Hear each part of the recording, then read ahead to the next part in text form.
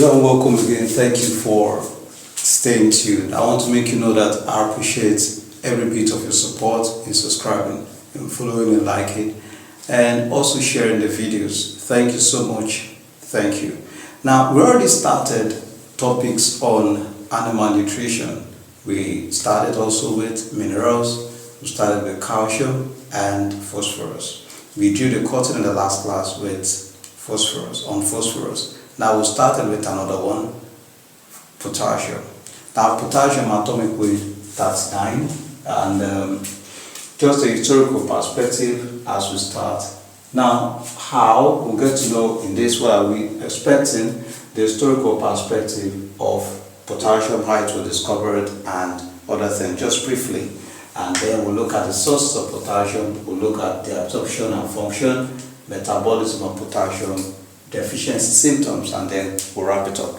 Now, no to waste time, we'll delve in. Now, potassium was isolated in 1807 and by electrolysis of potash. Potassium is actually basically potassium carbonate by Sir Humphrey Davy. Now, in English, it's actually called potash. Then, however, in New Latin, it was called kalium. Now that explains the reason why in the chemical symbol for it is K.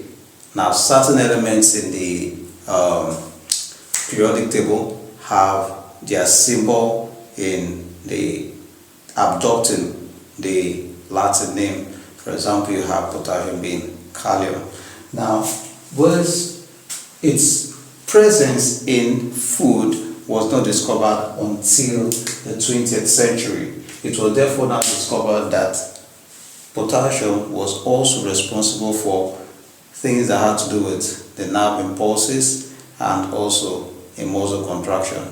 It's also slightly available in the bones, so we'll get to see them as we progress. However, the sources of potassium we're going to look briefly in this as we introduce this potassium, and then subsequent videos will be looking at the function and absorption and the others. Now let's go in quickly, having looked at the historical perspective into the sources of it. Now potassium is basically abundant in plant tissues. Its biodiversity is usually, especially in plant materials. Now, look, for example, you have fruits here, you have vegetables, you have legumes, dairy products, true animal products, good, and other sources, still plant product. Now, potassium is found in fruits, for example, oranges, papaya, pineapple, bananas, and the others, just name them. Now, there's something about it. Now, if you want to understand this, potash, ash. When you burn plant materials like wood and others, what do you get? You get ash. Essentially, potassium is in ash. Potassium is in ash. Now, you'd ask a question, why an essential? One of the importance of it, maybe I just go a bit further before the class and preempt myself.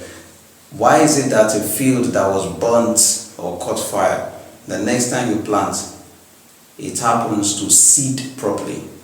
That's because of potassium.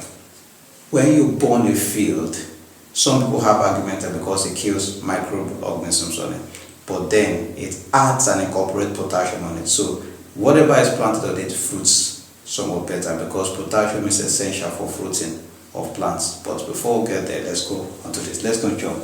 So potassium is actually found in plant materials like oranges. So if you have potassium diet deficiency, you take good fruits, you take vegetables, spinach, tomatoes, and the others, onions. You also find them in legumes and nuts. For example, the beans, the peas, the lentils. You find potassium in large quantity. And then also you have them in dairy products. Dairy products, I'm talking about whatever is produced from milk. Cattle, sheep, goat, camel milk. You get them, whether milk itself or whichever way is processed into, and yogurt. You also have other animal products like meat, fish, and the other presentation of animal products. You also have other sources like coconut water, whole grain. Now these are the sources, just some of them listed, that we find dietary potassium. Now I've said is that bulk of it is in plant, animal and plant tissues, unlike potassium, unlike phosphorus and calcium, which is more common in, particularly calcium, in animal tissues. Now thank you for staying tuned in this class. In the next class we'll continue with the other aspect, which is absorption of potassium.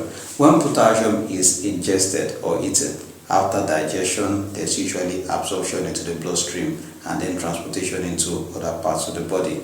So we'll get to see how potassium is actually absorbed into the body. So let's meet in the next class. If you've missed the previous classes, please do well to go back to the previous classes.